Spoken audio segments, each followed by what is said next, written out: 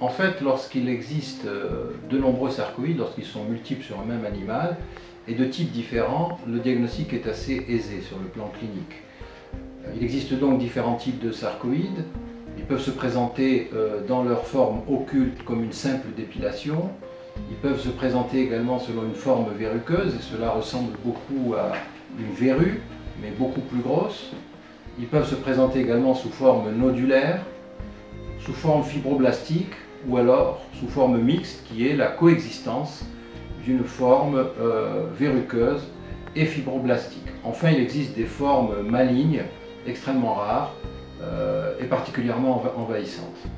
Le diagnostic est difficile dans les formes nodulaires uniques ou dans les formes fibroblastiques, et c'est dans ces cas où l'on doit faire appel à l'histologie suite à une biopsie. Donc on va faire une biopsie soit sur la tumeur, soit après exérèse chirurgicale de la tumeur, réaliser un examen histologique qui nous permettra de préciser si c'est bien une sarcoïde ou non.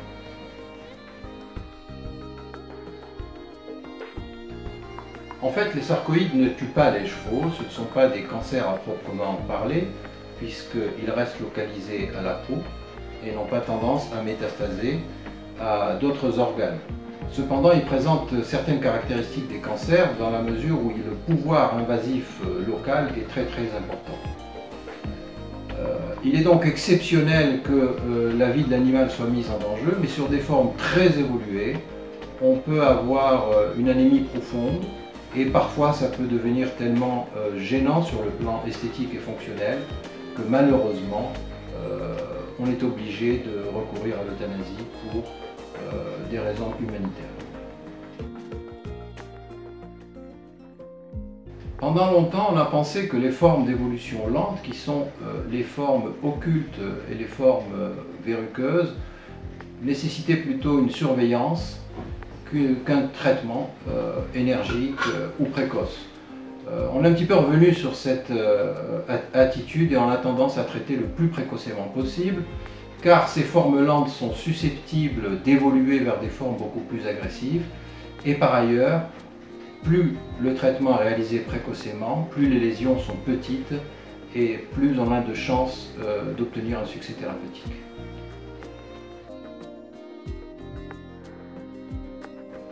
Il existe une multitude de traitements qui sont disponibles ou qui ont été proposés, ce qui souligne le fait qu'il n'existe pas de traitement universel.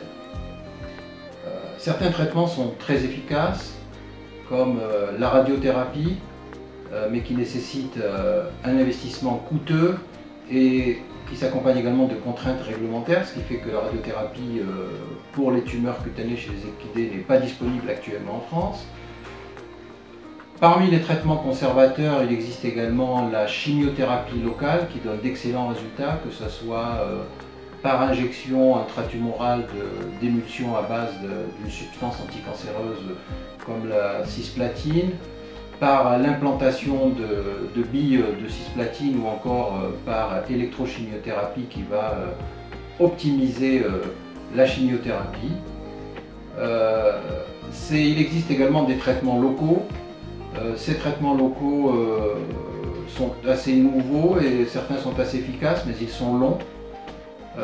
Ils peuvent avoir des effets secondaires comme une inflammation importante et nécessitent beaucoup d'abnégation des propriétaires, puisqu'il va falloir traiter les animaux presque tous les jours pendant plusieurs mois avant d'obtenir un résultat. Mais à la condition que l'observance du traitement soit parfaite, les résultats sont très intéressants. Et à tous ces traitements, on peut associer très favorablement la chirurgie, qui est toujours utilisée, mais la chirurgie seule n'est pas suffisante, puisqu'elle s'accompagne de récidives dans environ 50% des cas. Et donc la chirurgie est utilisée surtout pour diminuer le volume tumoral à traiter.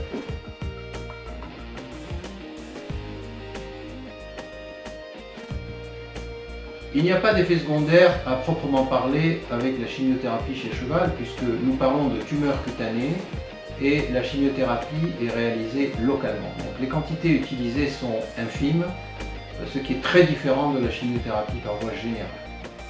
Les seuls effets secondaires qu'on peut observer, ce sont des phénomènes inflammatoires locaux qui sont transitoires et qui peuvent être, dans les cas les plus sévères, très bien contrôlés par l'administration quand il y a vraiment